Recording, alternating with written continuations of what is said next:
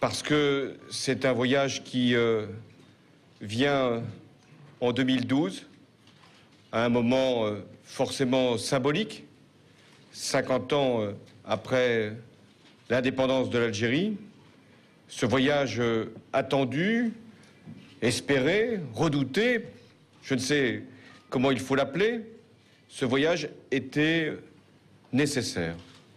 Il vient comme un aboutissement, mais aussi comme le temps d'un nouvel âge que je veux engager entre la France et l'Algérie, 50 ans après. Je remercie le président Bouteflika pour non seulement son invitation, mais son accueil. Je salue le peuple algérien qui m'a réservé avec enthousiasme, chaleur, une hospitalité remarquable. Je veux aussi reconnaître le travail qui a été mené par les deux gouvernements. Avant même que je ne vienne ici en Algérie, pas moins de 5 ministres du gouvernement de Jean-Marc Ayrault sont également venus en Algérie et nous pourrons signer avec le gouvernement algérien bon nombre d'accords dans tous les domaines. Et ces accords doivent avoir un sens, une signification. Il ne s'agit pas simplement de faire en sorte que nous améliorions pour un temps notre coopération. Ce que je veux définir avec l'Algérie, c'est un partenariat stratégique d'égal à égal et qui permette justement d'entrer dans le nouvel âge de la relation entre la France et l'Algérie. Il y aura donc une déclaration d'amitié et de coopération. C'était la meilleure formule pour nous dire ce que nous avions non seulement à nous déclarer, notre amitié, mais surtout à engager et à préparer. Ce document sera suivi par un autre, qui est le document cadre du partenariat et qui est un programme de travail sur 5 ans dans les domaines économiques, financiers, culturels, agricoles et même de défense, et avec toujours l'idée d'améliorer la formation, d'accompagner les technologies et de pouvoir servir les intérêts et de l'Algérie et de la France. Nous avons des liens, et j'y reviendrai demain lors du discours que je prononcerai devant les deux assemblées. Nous avons des liens, des relations qui sont à la fois humaines, économiques, culturelles, et que nous devons amplifier. Il y a une vérité à dire sur le passé, et il y a surtout une volonté à prononcer pour l'avenir. Et ce voyage, il est sur l'avenir. Il est pour engager une mobilisation de nos deux sociétés, au-delà de nos deux gouvernements, pour que, et pour les Français et pour les Algériens, non seulement une page se tourne, mais que nous puissions en écrire tellement d'autres. Pour illustrer le déplacement et cette visite, il y a bien sûr ce que nous aurons à faire sur le plan des discours, ce que je ferai donc demain, mais il y a aussi des annonces très fortes. Par exemple, la décision de Renault d'ouvrir une usine pour construire des automobiles, non seulement pour le marché algérien, mais pour l'ensemble du continent, et avec cette volonté de coproduction que les ministres ont présentée. C'est-à-dire capacité à pouvoir faire que ce qui va être produit ici serve aux Algériens, mais que ce que nous pourrons également donner comme apport, comme encadrement, comme technologie, voire comme produit semi-fini, servent aussi à l'Algérie et à la France. Nous avons également une responsabilité, la France et l'Algérie. Nous sommes deux pays respectés dans le monde, avec des principes pour la politique extérieure qui nous réunissent. Et nous en avons, avec le président Bouteflika, donné un témoignage et une illustration sur les 2 ou 3 sujets qui sont pour nous les plus préoccupants. Premier sujet, c'est de faire en sorte que ce qui se passe en Syrie puisse aboutir enfin à une transition politique. Faire en sorte que nous puissions lutter contre la prolifération nucléaire. Mais surtout lutter contre le terrorisme, dont l'Algérie a suffisamment souffert pour nous livrer sa douloureuse expérience. Et aujourd'hui, un terrorisme s'est installé au Mali, pas simplement qu'au Mali, et avec une confusion avec le trafic de drogue et le trafic d'armes. À partir de là, nous avons voulu soutenir tous les efforts de la communauté internationale, mais aussi du Mali, pour lutter contre ce terrorisme et préserver l'intégrité territoriale du Mali. Nous sommes en convergence avec le président Bouteflika.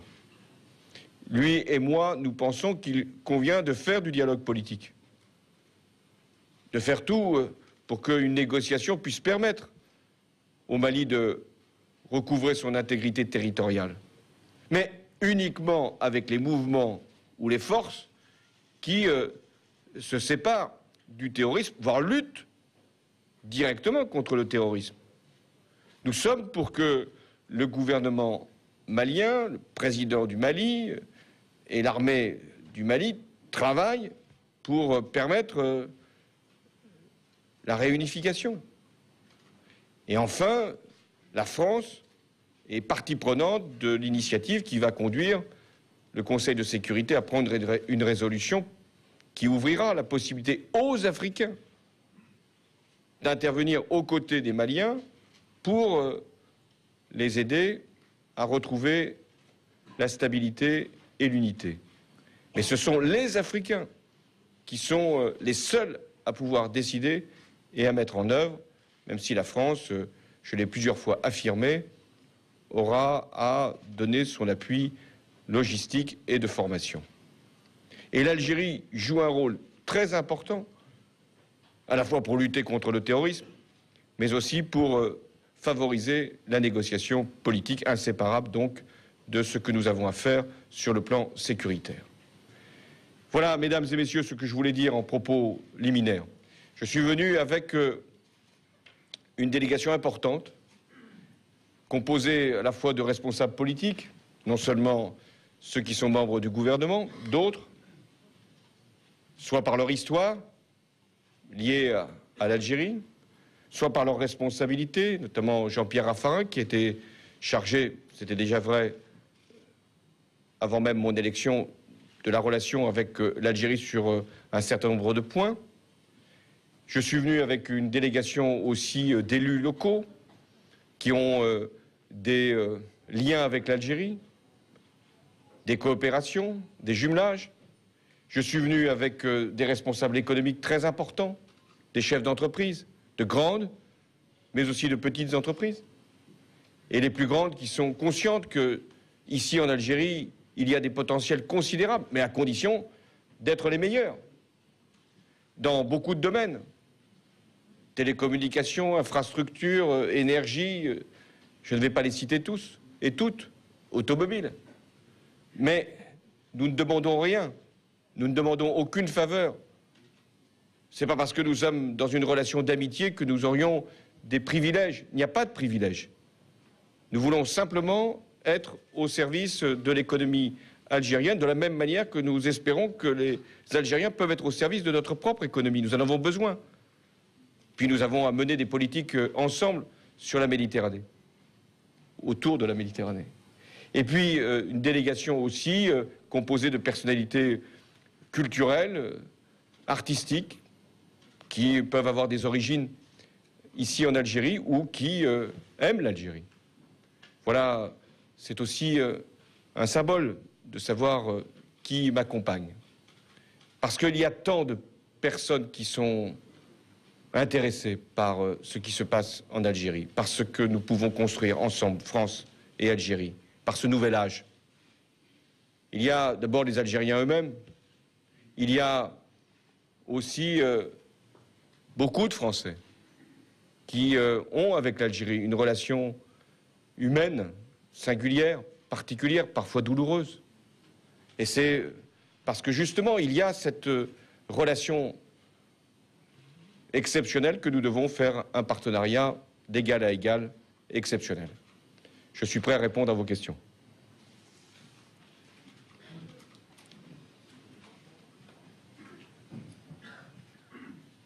Bonsoir, Monsieur le Président. Je ne vous vois pas. Je suis juste là. Ah, bah voilà. Je me tourne. Je me présente, Amina Debache, directrice générale du quotidien arabophone El-Shab.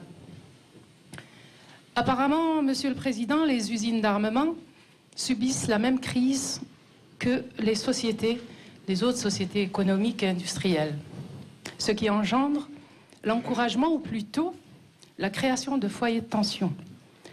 Comment pensez-vous établir des relations tournées vers l'avenir, comme ne cesse de le répéter ces jours-ci votre ministre des Affaires étrangères, avec notre pays dont les frontières sont menacées, tout en sachant que l'implication de la France n'est pas à démontrer? Merci, Monsieur le Président. Oui, nous avons à définir des relations pour l'avenir. Nous sommes là pour préparer l'avenir. Mais l'avenir dépend d'abord du présent, des conditions de sécurité, de stabilité, de l'équilibre dans la région, ce dont vous parlez. Et donc nous avons à régler les sources de conflits qui existent quelquefois depuis très longtemps, parfois depuis moins longtemps. Nous avons à faire en sorte qu'il n'y ait pas de tension entre les pays du Maghreb. Nous savons aussi ce qui se passe dans les printemps arabes. Tout ça fait que nous ne pouvons pas simplement discuter entre Français et Algériens, entre nous. Nous avons à porter une politique qui, sur bien des points, est commune.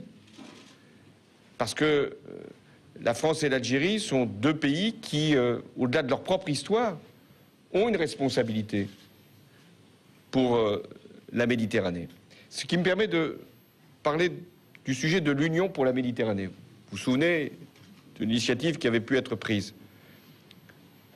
L'idée mérite d'être retenue, mais elle doit être repensée. Et la France et l'Algérie doivent en être, par leur situation, par leur position, par leur conception commune, si je puis dire, des moteurs. Et donc nous allons y travailler. J'ai été, il y a quelques semaines, à Malte, ce qu'on appelle la rencontre 5+5. Et nous avons beaucoup réfléchi sur la manière de rapprocher Europe et Maghreb, ce qui suppose que l'Europe soit unie et que le Maghreb le soit aussi. Or, nous savons que ce n'était pas si simple. Et donc c'est cette responsabilité commune que nous voulons évoquer au cours de ce déplacement. On va prendre peut-être plusieurs questions. Monsieur le Président, Monsieur le Président, est-ce que vous pensez, votre analyse vous laisse croire que l'Algérie est imperméable au printemps arabe qui se sont développés autour dans la région? Et deuxième question sur la Syrie. Visiblement, vous dites qu'il y a convergence entre vous et le président Bouteflika, mais il y a quand même une différence d'approche très claire entre la position algérienne sur la Syrie et la position française. Est-ce que vous pouvez un peu développer ça? Merci. Oui, sur le point d'accord, c'est sur la mission qui a été confiée par les Nations Unies à M. Brahimi, en qui nous avons grande confiance, et qui doit chercher les solutions pour la transition politique. Là, nous nous retrouvons. Ensuite, sur la coalition que nous avons reconnue, il y a une différence, et je la respecte. Mais nous avons considéré qu'il fallait, dès lors que nous souhaitions une transition, qu'il y ait bien un interlocuteur légitime qui représente la Syrie de demain. C'est le choix que nous avons fait. Sur l'autre sujet, moi je ne veux pas me mêler des affaires intérieures, mais ce que disent les Algériens, c'est qu'ils l'ont déjà vécu il y a longtemps, le printemps arabe. Président Hervé Asquin de l'AFP. Excusez-moi. Il faut faire de l'ordre, parce que sinon... Je ne sais pas. Alors, Hervé Asquin de l'AFP. Une question sur un sujet qui est très délicat et que vous allez aborder demain devant le Parlement, celui de la mémoire, la question mémorielle. Est-ce que des voix s'élèvent en Algérie pour réclamer une repentance de la France, pour réclamer des excuses de la France? Est-ce que ce sera la teneur du message que vous délivrerez demain au Parlement algérien? Qu'il y ait des voix qui s'élèvent, il y en a partout. Et en France et en Algérie, pas forcément pour dire la même chose. Ce qui compte, c'est à la fois ce qui nous est demandé par les autorités algériennes. Et elles nous disent, nous vous faisons confiance, c'est à vous de trouver les formes et les mots. Et moi, j'ai toujours été clair sur cette question. Vérité sur le passé. Vérité sur la colonisation. Vérité sur la guerre avec ces drames, ces tragédies. Vérité sur les mémoires blessées. Mais en même temps, volonté de faire que le passé ne nous empêche pas, au contraire, de faire le travail pour l'avenir. Le passé doit, dès lors qu'il est reconnu, doit nous permettre d'aller beaucoup plus vite et beaucoup plus loin pour préparer l'avenir. C'est ce que je dirai demain aux parlementaires algériens et au-delà aux Français et aux Algériens. Président, Adrien Gindre, BFM TV, vous aviez dit avant cette visite que vous évoqueriez tous les sujets. Avez-vous parlé avec le président Bouteflika des moines de Tibérine? Le cas échéant, que vous a-t-il dit? J'en ai parlé, puisque j'ai dit que tous les sujets seraient évoqués. Et celui-là fait partie de la sensibilité qui est forte, compte tenu de la tragédie. Et le président Bouteflika, mais vous l'interrogerez, m'a dit qu'il avait donné toute instruction, autant qu'il est possible, à la justice pour aller jusqu'au bout de l'enquête. Donc s'il faut dire, il faut reconnaître la vérité, est-ce que sur les moines de Tibérine, il faut aussi demander, puisque pour que le passé ne repasse pas, est-ce qu'on doit aussi faire la lumière sur cette question? Je viens de vous répondre, il y a une enquête.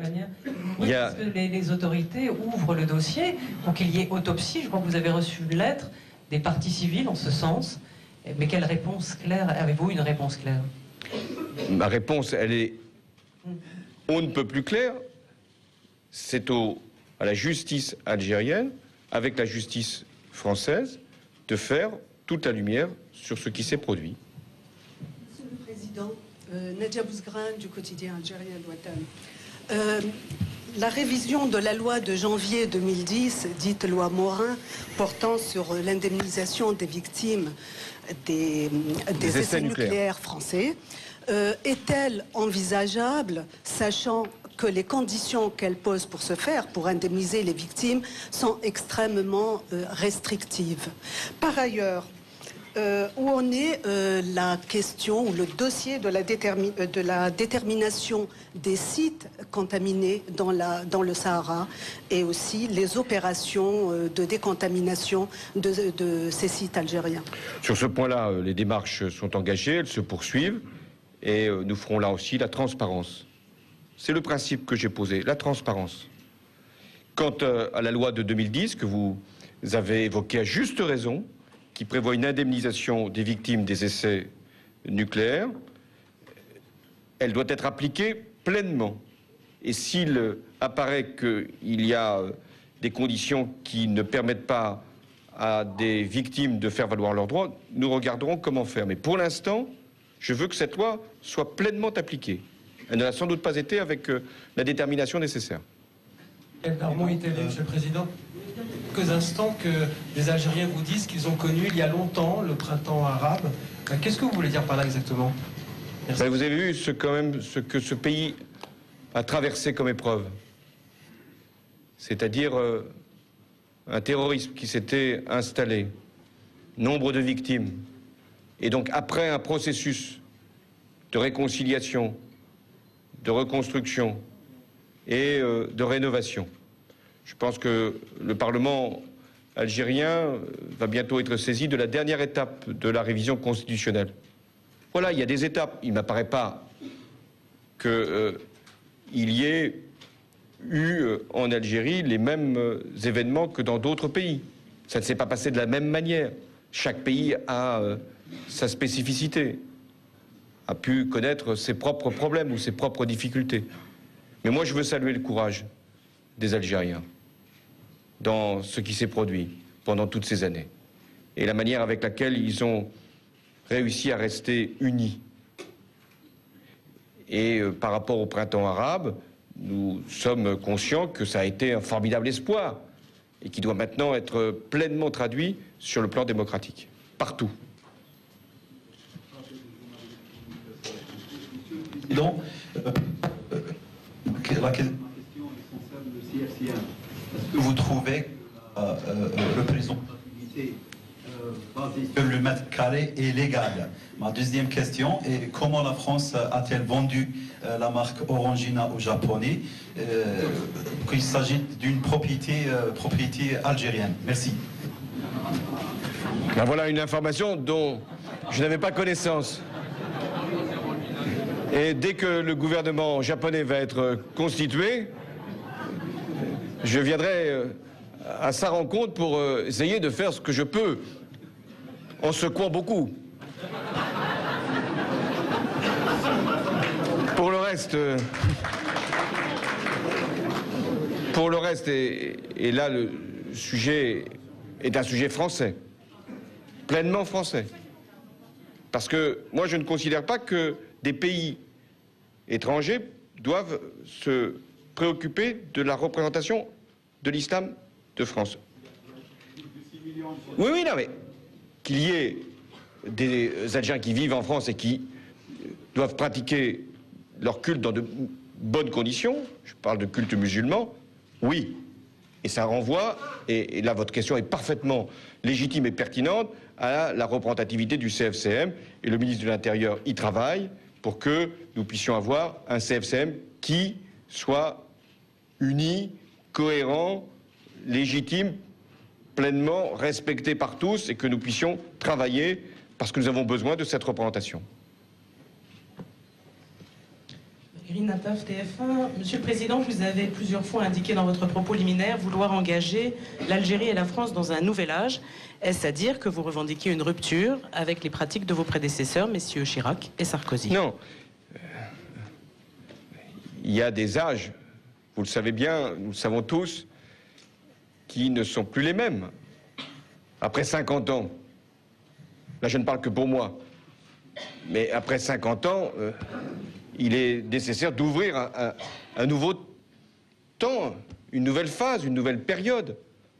50 ans après l'indépendance, nous sommes capables, je l'ai dit, de jeter un regard lucide sur le passé, de faire l'expérience de tout ce que nous avons pu réaliser ensemble, la France et l'Algérie, donc tous mes prédécesseurs, et puis d'ouvrir une nouvelle page. Et donc de travailler maintenant avec le souci d'aller plus vite et d'aller plus loin. Je pense que c'est ça qui est demandé. Il y a tellement de besoins, tellement de ressources, tellement de volonté d'agir ensemble que nous devons faire davantage que nous n'avons fait jusqu'à présent. Et ça tient aux deux pays. Parce que nous avons toujours, finalement, attendu tellement l'un de l'autre que nous avons peut-être laissé passer un certain nombre d'opportunités. Donc maintenant, il se trouve, 50 ans après, l'élection présidentielle française est arrivée à ce moment-là, que nous pouvons ouvrir la nouvelle étape, le nouvel âge de la relation entre la France et l'Algérie. Mais tout ça n'est qu'une continuité, c'est vrai, mais il se trouve que c'est l'époque qui a changé. Pardon. Monsieur le Président. Président, Madame Siane Henni, directrice publication du journal algérien Midi Libre. Donc, Monsieur le Président, vous allez vous recueillir demain sur la place Maurice Audin à Alger. Auriez-vous une réponse à la demande de sa veuve en rentrant sur Paris? Merci, Monsieur le Président. D'abord, j'ai effectivement souhaité avoir ce temps de recueillement. Et ensuite, j'ai demandé au ministre de la Défense de recevoir la veuve de Maurice Audin pour que toutes les informations dont nous pouvons disposer puissent lui être communiquées. Transparence. Monsieur le Président, Rania Kazi du quotidien d'Oran. Comme par enchantement, d'un côté et d'un autre, on n'entend plus parler de la révision de l'accord de 68. Y aurait-il eu un compromis? Deuxième question, vous venez d'évoquer l'Union pour la Méditerranée. Vous savez très bien, Monsieur le Président, que les préalables du côté arabe, c'est le règlement du conflit israélo-arabe, et du côté algérien, c'est le règlement du Sahara, la cause du Sahara, enfin le problème du Sahara occidental. Y aurait-il du nouveau, positif au niveau de l'Élysée après votre arrivée en tant que président? Merci. Du positif, j'espère bien qu'il y en a. Mais je ne vais pas ici en parler, transformant cette conférence de presse en moyen de communication pour l'opinion publique française. Mais je vais répondre précisément à vos deux questions. L'accord de 68, c'est l'accord sur les visas. À un moment, il était évoqué, et c'était un dossier qui traînait depuis plusieurs années, une révision de cet accord. On ne savait pas d'ailleurs très bien dans quel sens le réviser. Le réviser pour être plus restrictif, ce n'était pas la position de l'Algérie. Le réviser pour être plus ouvert, ce n'était pas forcément la position de la France. Donc, nous nous sommes dit, c'est un bon accord, en réalité. Est-ce qu'on peut améliorer son exécution? Oui. Et c'est ce que les deux ministres de l'Intérieur ont convenu de faire, aller plus vite, être plus respectueux, traiter avec toute la diligence nécessaire sur le plan administratif dans les consulats, les demandes de visa. Parce que je pense que le mot-clé qui doit nous définir nos deux peuples, c'est celui de la dignité, de la reconnaissance. Et nous avons, je l'ai dit, des mémoires, mais nous avons aussi des vies. Nous avons des relations humaines. Et à chaque fois, c'est le principe de dignité et de considération qui doit l'emporter. Et ça sera l'esprit de l'application de l'accord de 1968. Ensuite, vous m'avez dit, l'Union pour la Méditerranée, elle ne peut pas avancer puisqu'il y a des préalables qui ne sont pas levés. Et vous avez raison. C'est pour ça que ça n'a pas marché. Parce que ce n'est pas dans l'Union pour la Méditerranée que nous allons trouver la réponse au conflit israélo-palestinien. Et ce n'est pas non plus dans l'Union pour la Méditerranée que nous allons nous mettre d'accord pour la question du Sahara occidental.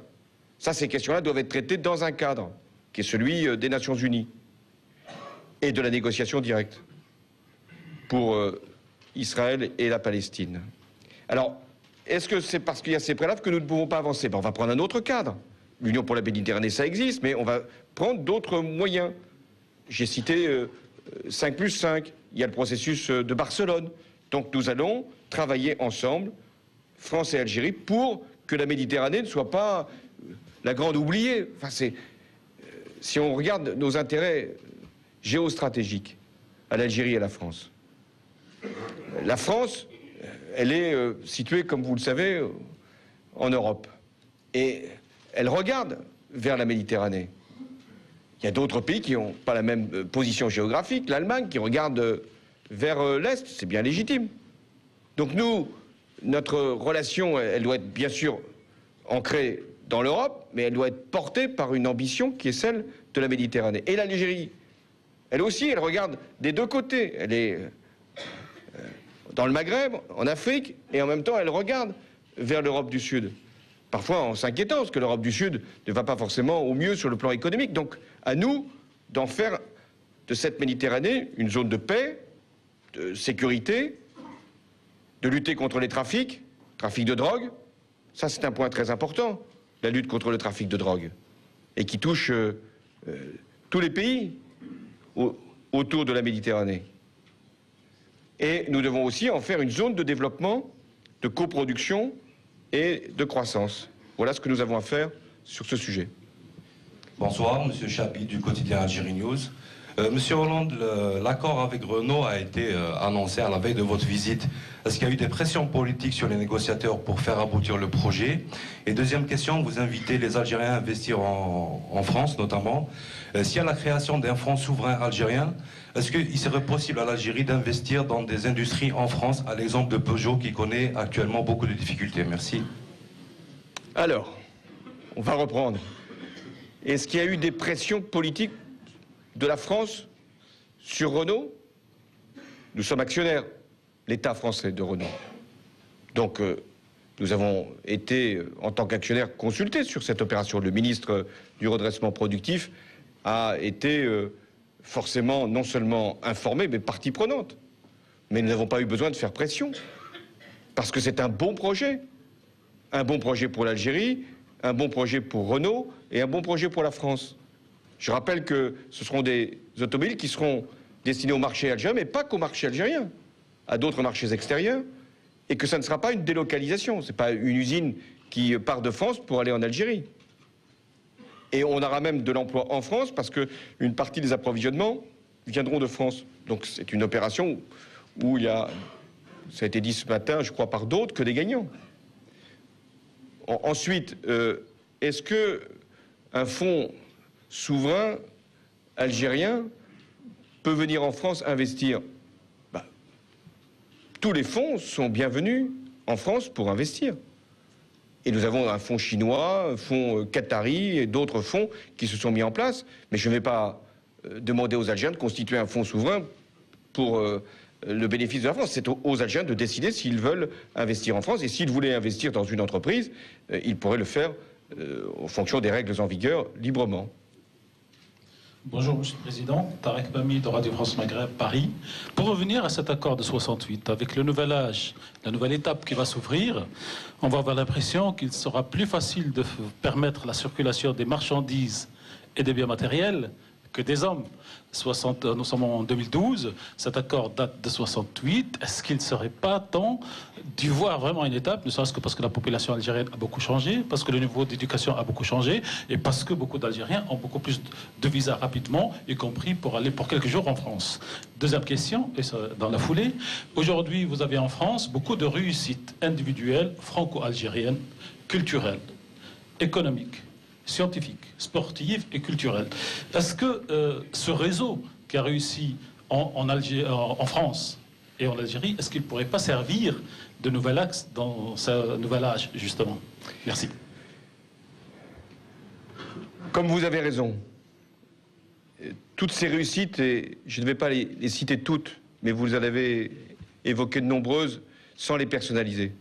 Ces réussites franco-algériennes, c'est-à-dire d'Algériens venus en France, parfois enfants devenus français, pleinement français, mais avec cette origine algérienne, c'est une chance formidable pour nos deux pays. Parce que il y a non pas une perte d'identité, il n'y a pas une confusion, il y a au contraire un enrichissement. Et comment nous pouvons essayer de nouer ces relations? Par des investissements qui peuvent se faire, par ces Français d'origine algérienne, ici en Algérie. Mais il y a aussi des Algériens qui ont envie de donner le meilleur d'eux-mêmes en France. C'est toute la question des visas pour des voyages artistiques, pour des séjours culturels ou pour également de la coopération scientifique ou universitaire. Alors, est-ce que l'accord de 68 est un accord qui est très restrictif? Oui, il est restrictif, puisqu'il vise à maîtriser. Mais il est moins restrictif que d'autres accords. Chacun le sait. Tout est question d'application. Ce qui est insupportable, c'est d'attendre très longtemps ou de ne pas pouvoir, pour des brefs séjours, avoir le visa qui permet juste de faire un spectacle, un film ou une recherche de stage. Peut arriver. Donc c'est ça qui sera appliqué avec discernement et avec, je l'ai dit, respect. Et je crois que c'était mieux de ne pas changer l'accord. Si nous avions changé l'accord, il y aurait toutes les interprétations. C'est-à-dire ceux qui auraient dit, bah, vous voyez, on restera encore davantage. Ou ceux qui auraient dit, mais non, au contraire, on ouvre davantage. Nous nous inspirons de ce qui avait été décidé en 68, qui était une période où il n'y avait pas les problèmes de chômage d'aujourd'hui. Mais nous le faisons avec discernement et respect. Camille Langlade d'Europe 1. Bonsoir Monsieur le Président au fond de la salle. Pour revenir sur les questions de mémoire, vous avez parlé des signes, des mots, des gestes que la France est prête à faire. Attendez-vous à l'inverse des signes ou quelque chose du côté algérien? Et en matière de droits de l'homme notamment, est-ce que vous attendez un signal ou une parole forte de la présidence algérienne? Merci. J'ai invité le président Bouteflika à venir en France pour une visite d'État, au moment où il lui paraîtra possible de le faire. Et à ce moment-là, il aura à s'adresser aussi à la France. Moi, je suis ici en Algérie, comme président de la République. Je m'adresse à l'Algérie, mais aussi à la France, pour dire que je suis lucide sur le passé, mais que je suis surtout désireux de faire avancer la France et l'Algérie, de donner une nouvelle impulsion, un nouveau souffle, un nouvel élan, ce que j'ai appelé un nouvel âge. Sur les droits de l'homme, je recevrai un certain nombre de représentants de la société civile algérienne et j'aurai aussi des discussions avec la jeunesse algérienne. Et je serai au Parlement algérien demain, et donc des choses me seront dites. Il y a toujours des améliorations à faire. Mais vous comprenez bien qu'aujourd'hui, je ne viens pas faire la leçon. Je viens dire tout ce que j'espère de la relation entre la France et l'Algérie. Et tout ce que nous pouvons faire ensemble. Et vous savez, il se trouve que les communications entre la France et l'Algérie, au-delà des échanges humains, sont tellement nombreuses. Je ne dis pas ça pour influencer les chaînes de télévision françaises, mais vous êtes très regardés en Algérie. La vie politique française est très connue en Algérie. Et donc, il y a une espèce d'intimité qui est créée. Bon, et donc, la question de la démocratie, des droits, je pense que c'est une question présente partout. Et en Algérie, il n'y a pas de limite au droit d'information. Il y a une presse libre, presse indépendante, comme peu de pays connaissent. Et je veux la saluer parce que c'était aussi un combat pour cette presse, de rester libre et indépendante pendant les périodes les plus éprouvantes de l'histoire algérienne. Bonjour Monsieur Hollande, au sujet du Mali. Oui. Vous avez parlé de convergence entre l'Algérie et la France. Au-delà de ce langage diplomatique, est-ce que vous pourriez détailler ces convergences, sachant que la France voudrait appuyer logistiquement une intervention et que l'Algérie refuse toute idée d'intervention au Mali? Je vous remercie. Non, ce n'est pas vrai. L'Algérie, elle est, et nous aussi, en faveur de la négociation politique. Et elle est pour la lutte contre le terrorisme. C'est ce qui nous unit. C'est-à-dire, la lutte contre le terrorisme, on ne peut pas accepter qu'AQMI s'installe sur partie du Mali et impose sa loi. La négociation politique, elle est indispensable parce qu'il y a des groupes, on les appellera les Touaregs ou avec d'autres noms correspondant à leur mouvement, qui doivent être réinsérés dans un processus politique. Après, sur l'intervention elle-même, c'est le Conseil de sécurité qui va en décider. C'est pas la France. C'est le Conseil de sécurité des Nations Unies. Et ce Conseil de sécurité va laisser les Africains, je dis bien les Africains eux-mêmes, notamment la CEDEAO, décider d'une intervention en soutien du gouvernement malien qui lui-même a la seule légitimité pour en décider. Voilà ce qui nous rassemble. Dernière question. Bonsoir, Monsieur le Président. Alors, Ahmed Lahari, télévision algérienne, s'il vous plaît. D'abord, une question à deux volets. La première, concernant le nombre de chefs d'État, pardon, le nombre de chefs d'entreprise qui vous accompagnent. Chef d'État, je suis seul. Oui, oui. Alors, il y a une quarantaine. En 2007, lors de la dernière visite de M. Sarkozy, il y en avait une centaine. Donc, on voit que le nombre a été réduit de pratiquement le tiers.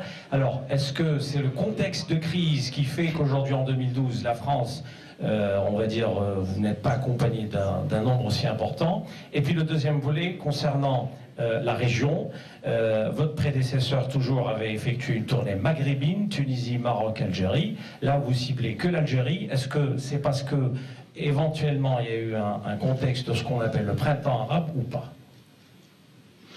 Alors, le nombre de chefs d'entreprise, je ne veux pas faire un concours, ni même dire qu'il y aurait ici la qualité quand avant il y avait la quantité, parce que ce sont souvent les mêmes. Mais ce que je pense, c'est que nous, ce qui nous a paru nécessaire, c'est que ces chefs d'entreprise, d'abord, puissent être en relation avec d'autres chefs d'entreprise ici en Algérie. Et il y aura demain un forum économique qui permettra justement cette relation, cette liaison et ce travail. Ensuite, ça correspond aussi à des projets qui existent. Mais ce qui va compter, c'est, au-delà de cette visite, c'est la qualité de la relation entre la France et l'Algérie, de la volonté de donner une suite, mais également de la performance des entreprises françaises. Je l'ai dit tout à l'heure.